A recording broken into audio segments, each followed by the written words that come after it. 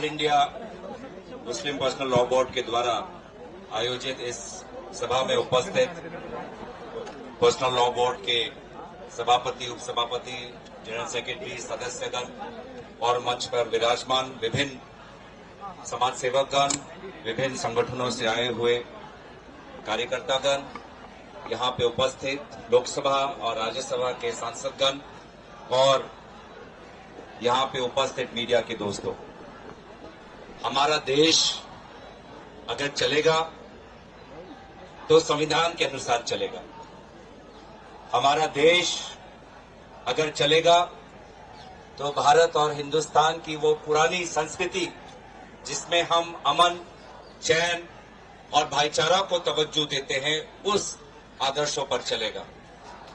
और आज हम सब समाज में मिलजुल कर शांति में जीना चाहते हैं, अमन के साथ, भाईचारे के साथ, सद्भावना के साथ जीना चाहते हैं। हम सभी के धर्मों ने सिखाया है कि धर्म का अगर पालन करना है तो औरों के धर्म को भी सम्मान करना पड़ेगा। ये है हमारी धर्म की सीख कि कोई भी इंसान हो, अगर उसको एक अच्छा इंसान बनना है तो दूसरे के प्रति भी उसके मन में श्रद्धा और उसके मन में सम्मान होना चाहिए। लेकिन आज इस पुरानी संस्कृति के विपरीत डॉक्टर बाबा साहब भीमराव अंबेडकर की दी हुई संविधान के विपरीत वर्तमान सरकार काम कर रही है। जो उनका मन चाहे वो काम करना चाहते हैं। एक लोकतांत्रिक समाज में समाज के साथ विचार होता है, समाज के साथ विमर्श होता है, लेकिन मुझे संदेह है कि जब ये सरकार ये कानून जब बना रही थी तो समाज के साथ उन्होंने विचार विमर्श नहीं किया। उन्होंने आप लोगों के साथ विचार विमर्श नहीं किया, आप लोगों की राय नहीं मांगी, आप लोगों को शायद बुलाया भी नहीं होगा। हाँ, उसके बाद कमेटी गठन हुई और कमेटी में किस प्रकार से उस कमेटी में तानाशाही हुई वो हम सब ने देखा। उस कमेटी का सदस्य मैं भी था। उस कमेटी के सदस्य आज हमारे साथ हमारे इमरान मसूद जी भी हैं, हमारे ओवैसी साहब भी हैं। बार बार हम कमेटी से बाहर निकलकर देश को बताते थे मीडिया के द्वारा कि कमेटी के अंदर किस प्रकार से संविधान के साथ नाइंसाफी हो रही है, पार्लियामेंट की मर्यादा के साथ नाइंसाफी हो रही है, पार्लियामेंट के नियमों के साथ नाइंसाफी हो रही है। हमने बार बार ये उठाया और इसीलिए इस कानून जिसका उद्देश्य सिर्फ समाज में द्वेष फैलाना है, इस कानून का हम विरोध करते हैं। मैं आज आपके बीच में आया हूं, मैं आप सभी का ज्यादा वक्त नहीं लेना चाहता, लेकिन ये चंद शब्द कहने के लिए आपने जो मुझे अवसर दिया उसके लिए मैं अपने तहे दिल से सभी का शुक्रिया अदा करते हुए यहीं पे अपने वाणी का विराम देता हूं। धन्यवाद, शुक्रिया। धन्यवाद गगोई सिंह, बहुत बहुत शुक्रिया आपका। अब मैं हमारे बीच में आज जवाहरलाल नेहरू यूनिवर्सिटी, आप जानते हैं, मेरी बात सुनिए, आप जानते हैं कि जवाहरलाल नेहरू यूनिवर्सिटी वहां पर बड़ी अहम लड़ाइयां लड़ी जाती हैं अवाम की, और आमतौर पे जंतर मंतर उनका एक खास मैदान होता है। आज हमारे पास जवाहरलाल यूनिवर्सिटी के यूनियन के अध्यक्ष धनन जी से गुजारिश करता हूं को तशरीफ लाए और अपनी बात रखें। जवाहरलाल यूनिवर्सिटी के स्टूडेंट्स यूनियन के अध्यक्ष।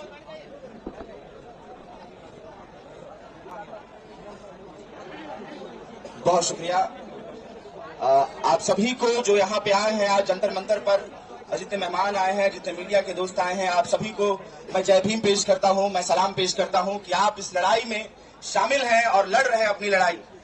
और जेएनयू की तरफ से, जेएनयू छात्र संघ की तरफ से भी मैं सलाम करता हूँ कि ऐसे वक्त में कि जब जानिए कि पूरी माइनॉरिटीज पे हमला उस तरह से बढ़ा दिया गया है और उसी के साथ साथ जो तमाम लोगों पर हमला कि जो आज के वक्त में बोल रहे हैं, अपनी बात रख रहे हैं, डिसेंट जो अपना जाहिर कर रहे हैं, उसमें हमारा विश्वविद्यालय भी उसी जगह पे आता है कि हर वक्त में जो तानाशाह है, जो सरकार है, उसके सामने झुकने के लिए तैयार नहीं होता है। और जो सवाल है हमारे बीच में कि अमेंडमेंट बिल का, और इसके लिए छात्रों के बीच में पहुंचने की भी हमारी जरूरत थी और हमने इसी तरीके से कि छात्रों के बीच में भी ये मामला जाए कि भाई ये जो सरकार है वो किस तरह से चुन चुन कर एक धर्म को देखकर और उसके साथ साथ जो भी बोलने वाले लोग हैं उसको देखकर, उसके साथ साथ जो भी अपने जल जंगल जमीन की लड़ाई लड़ रहे हैं उसको देखकर इन तमाम लोगों को दोहरे दर्जे का बना दिया जाए। हमने देखा है, हमने पढ़ा है कि स्ट्रक्चर कमेटी जब आई थी तो उसने रिकमेंड किया था कि वक्फ को और स्ट्रेंथन किया जाए और मजबूत किया जाए, ताकि इस देश में जो मुसलमानों की हालत बनाई गई है सरकारों के द्वारा, उसमें ताकत मिले, उनके हक और हुकूक और ज्यादा बढ़े, हक उनको ज्यादा मिले, ताकि देश जिस आईन से चलता है, जो बराबरी का हक देता है, वो फॉलो हो पाए। लेकिन ऐसा जो सरकारें ने नहीं किया और जो मौजूदा जो 15 साल की निजाम है उसने पूरी तरह से कोशिश की कि किस तरीके से हम तुम पर हमला करें, किस तरीके से हम तुमको खत्म करें, किस तरीके से हम तुमको मारे, ताकि इस देश में एक बहुसंख्यक जो राजनीति है वो मौजूद रह सके और उनकी सत्ता, उनका निजाम चलते रह सके। लेकिन आज जरूरी है कि एकताबद्ध होकर, चाहे छात्र हो, चाहे नौजवान हो, चाहे देश के मुसलमान हो, चाहे आदिवासी हो, चाहे दलित हो, जो भी अपने हक की बात कर रहे हैं उनको एक साथ साना दर साना मिलाकर चलना पड़ेगा, कंधे से कंधा मिलाकर चलना पड़ेगा, हाथ में हाथ डालकर चलना पड़ेगा। ये हमारी जरूरत है। आज कई संख्या में लोग आए हैं और मुझे लगता है कि हिंदुस्तान के हर जिले में, हर राज्य में इस अमेंडमेंट बिल के खिलाफ एक आंदोलन पुरजोर होना चाहिए। मुनव्वर राणा लिखते हैं कि एक आंसू भी हुकूमत के लिए खतरा है, तुमने देखा नहीं है आंखों का समंदर होना, अभी बाकी है समंदर होना, अभी लड़ना हमें बाकी है और अभी हमें रुकना नहीं है, ताकि ऐसी सरकार को बता सके कि हम एक हैं और संविधान को हाथों में रखकर हम संविधान के लिए लड़ने वाले लोग हैं। आप सभी आए हैं, आप सभी को फिर से जय भीम, शुक्रिया, लाल सलाम। बहुत बहुत शुक्रिया दोस्तों और साथियों। एक नारा मैं लगाता हूं, आप लगाइए। वक्फ तरमीमी बिल वापस लो, वापस लो, वापस लो, वापस लो। अब हमारे बीच में तृणमूल कांग्रेस के एक अहम एमपी अबू ताहिर खान साहब हैं, उनसे मैं गुजारिश करता हूं, वो मुर्शिदाबाद जिले से आते हैं। अबू ताहिर खान साहब आएंगे, अपनी बात रखेंगे हमारे साथ।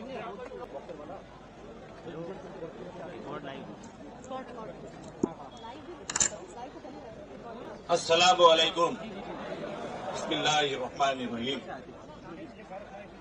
আজকে আমি বাংলাতেই বলছি। আজকে আমরা অল ইন্ডিয়া যে মুসলিম পার্সোনাল ল বোর্ডের যন্তর মন্তরে যে ধর্ণা,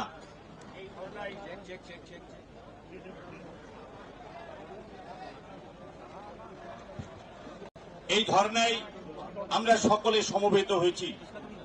পশ্চিমবঙ্গের মাননীয় মুখ্যমন্ত্রী মমতা বন্দ্যোপাধ্যায়ের পক্ষ থেকে, অল ইন্ডিয়া তৃণমূল কংগ্রেসের পক্ষ থেকে এমপি হিসেবে আপনাদের দরবারে হাজির হয়েছি। আমরা পশ্চিমবঙ্গের মানুষ, বাংলার অল ইন্ডিয়া তৃণমূল কংগ্রেসের পক্ষ থেকে এই বিল প্রত্যাহারের দাবিতে গোটা বাংলায় আন্দোলন চলছে এবং বাংলার মাননীয় মুখ্যমন্ত্রী এই বিল প্রত্যাহারের জন্য সর্বতোভাবে আপনাদের সমর্থন করছে এবং পশ্চিমবঙ্গের পক্ষ থেকে আমরা সর্বত্র আপনাদের পাশে আছি, আপনাদের পাশে থাকবো ইনশাআল্লাহ। ইতিমধ্যে জয়েন্ট পার্লামেন্টারি কমিটিতে আমাদের দলের নেতা কল্যাণ বন্দ্যোপাধ্যায় এই বিল প্রত্যাহারের জন্য তার রক্ত ঝরিয়েছে, মিডিয়ার মাধ্যমে আপনারা দেখেছেন। আমরা আগামী দিনে এই বিল প্রত্যাহারের জন্য যত দূর যেতে হয় বাংলার তৃণমূল কংগ্রেসের পক্ষ থেকে এই আন্দোলনের পাশে থেকে সর্বতোভাবে আপনাদের সাহায্য এবং সমর্থন করে যাব ইনশাআল্লাহ। এই বিল ওয়াপাস করতেই হবে, এই দাবি আমাদের চলছে। মাহে রমজানের এই মজলিসে দাঁড়িয়ে আমরা শপথ নেব, যেভাবে কিষাণ আন্দোলনের কাছে মাথা নত করতে বাধ্য হয়েছিল ভারতবর্ষের বিজেপি পার্টি, ঠিক সেইভাবে এই বিল প্রত্যাহারের জন্য এই ভারতবর্ষের বিজেপি পার্টিকে এবং মাননীয় প্রধানমন্ত্রী নরেন্দ্র মোদীজিকে বাধ্য করাবো। এটা আমাদের অঙ্গীকার, এটা আমাদের ওয়াদা। আসসালামু আলাইকুম। बहुत बहुत शुक्रिया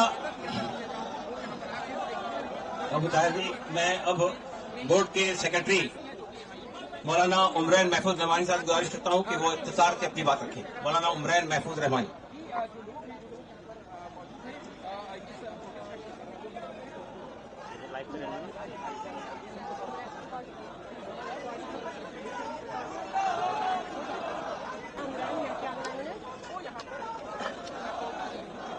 बिस्मिल्लाहिर्रहमानिर्रहीम व बिही नस्तईन वस्सलातु वस्सलामु अला सय्यिदिना मुहम्मद अशरफिल शमसिल हिदायत वल यकीन।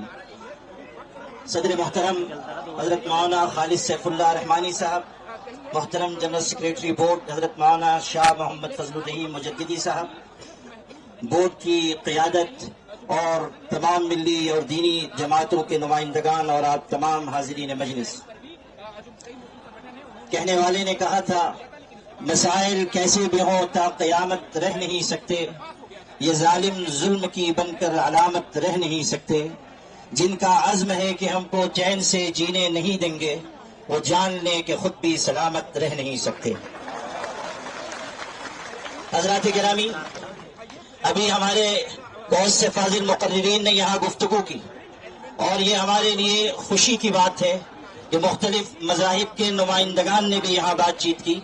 जब हमारे सिख भाई यहाँ बड़े अज़्म व हिम्मत के साथ गुफ्तगू कर रहे थे और इस बात का ऐलान कर रहे थे कि ये लड़ाई सबको मिलजुल कर लड़नी है, उस वक्त मुझे ये ख्याल आ रहा था कि नूर की ये किरण जुल्मात पे भारी होगी, रात तुम्हारी है तो क्या सुबह हमारी होगी। मेरे भाइयों, इस दहली ने बहुत से इनकलाबात देखे हैं। एक वो भी इनकलाब देखा इस दहली ने कि जब अपने हक की लड़ाई के लिए हमारे किसान भाई आए और उन्होंने हुकूमत को अपने आगे झुकने पर मजबूर किया। मैं ये बताना चाहता हूँ कि हमारे किसान भाई रोजी रोटी और जान के मसले को लेकर आए थे। वक्फ का मामला हमारे ईमान का मसला है, इसलिए हम किसी भी कीमत पर इसमें हुकूमत की मुदाखलत बर्दाश्त नहीं करेंगे। मेरे भाइयों, इस मुल्क का जो रुख और रवैया होता चला जा रहा है और मुल्क में बरसर इक़्तिदार तबका जिस रास्ते पर जा रहा है, उससे मुल्क के बाशिंदों की तशवीश बढ़ती जा रही है। हमेशा याद रखिए, मोहब्बत मुल्कों और खानदानों को जोड़ने वाली चीज है और नफरत मुल्कों और खानदानों को तोड़ने वाली चीज है। नफरत के रास्ते पर जो लोग चल रहे हैं और मुल्क को चलाना चाहते हैं, वो जान लें कि इसमें मुल्क की सालमियत और बका नहीं है। अगर मुल्क बाकी रहेगा तो मोहब्बत के साथ और एक दूसरे की मदद और ताउन के साथ बाकी रहेगा। यही पैगाम all India Muslim personal board का है कि हम सब इस मुल्क में मुत्तहिद होकर मोहब्बतों के साथ जीते रहें।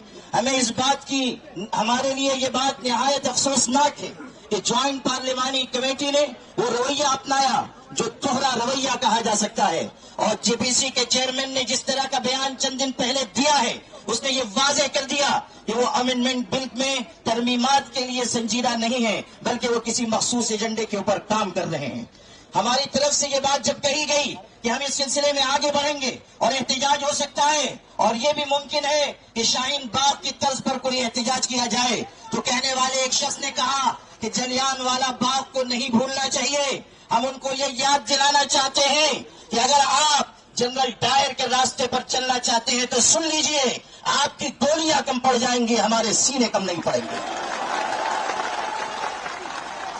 आप किसको धमकी दे रहे हैं और आप किस कौम को मुखातब कर रहे हैं कि आप ये समझते हैं कि मुसलमानों को खून की नन्ही मुन्नी नदियों से डराकर आप अपने एजेंडे पर चल सकेंगे? सुन लीजिए, हम वो हैं कि खून के बहरे कुल्जुम से गुजर कर भी दास्तान अज़्म व अज़ीमत लिखकर आपको दिखा देंगे।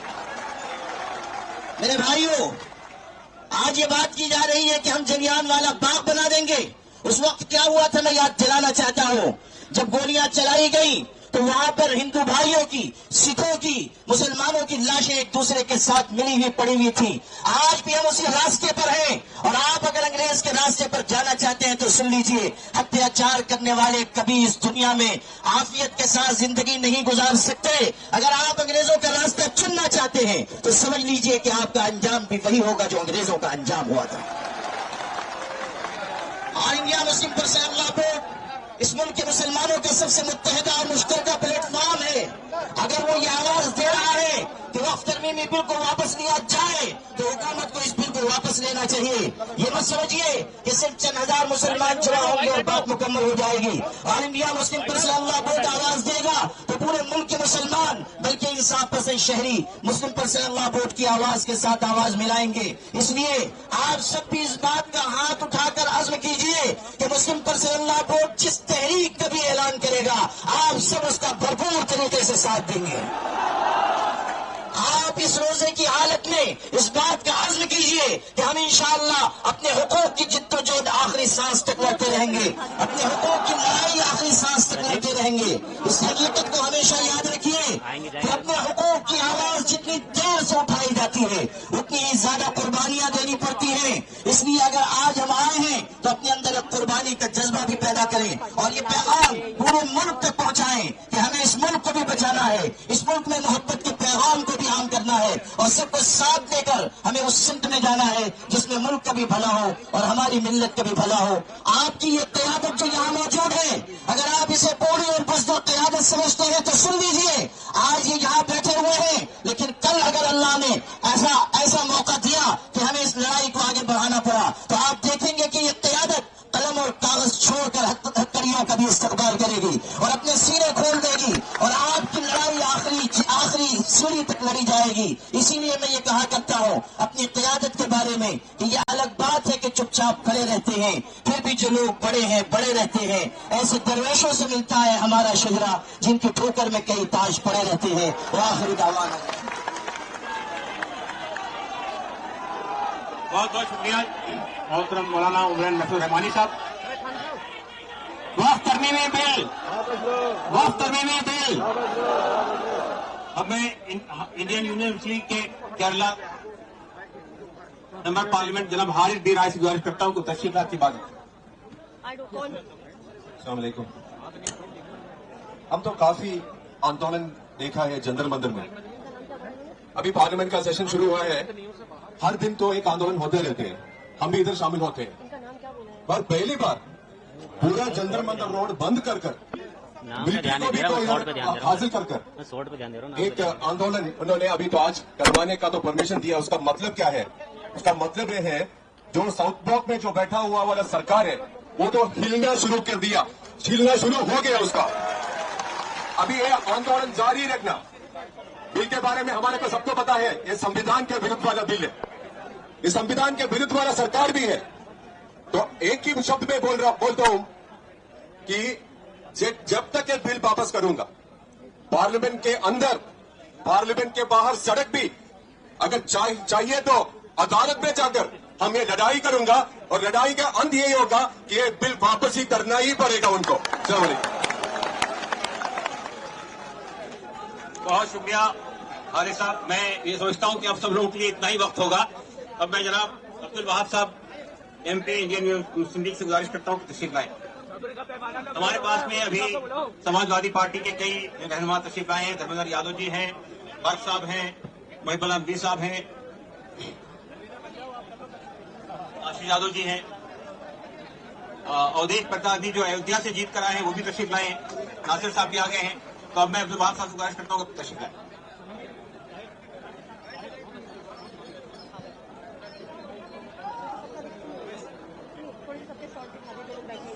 Bismillahirrahmanirrahim. Assalamu alaikum all leaders, my friends and colleagues. We are here from the parliament. Session is going on. I was asking the minister, Kiran Rijiju, who is going to bring the bill. Then I was telling him, do you want this in the Ramadan month itself? Today morning we went to Rashtrapati Bhavan for the breakfast. So we told Rashtrapati, Madam, this is a month of holy month of Ramadan. Today you have got the day to have a breakfast for us. That is the first time it is happening, I do. So you just listen and again. Anyway, we are here. All Kerala is here. Whichever party, other than BJP, is with you. Indian Union Muslim League, we took him. Bashir Saab came this morning. Samadani Saab is in the hospital. And Nawaz Khanil Saab also. Thank you very much for giving me an opportunity. I'm not taking much time. And especially our Owaisi and our city.